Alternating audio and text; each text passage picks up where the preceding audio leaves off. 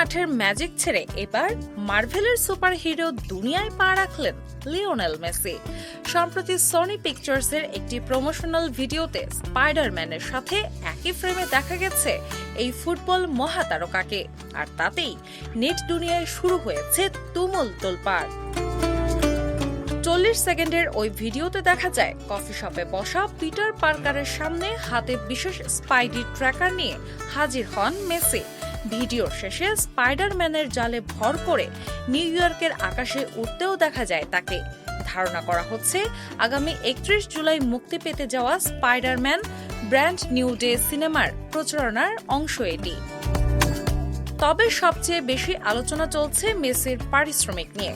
হলিউডের গুঞ্জন মাত্র 20 সেকেন্ডের এই উপস্থিতির জন্য মেসির পকেটে পড়েছেন রেকর্ড $15 মিলিয়ন, বাংলাদেশের মুদ্রায় যা প্রায় 185 কোটি টাকা।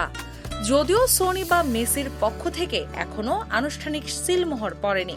ফুটবল আর মার্ভেল ভক্তদের এমন যুগলবন্দি এর আগে কখনো দেখেনি বিশ্ব। দিনা ইসলাম, বাংলা বাজার পত্রিকা।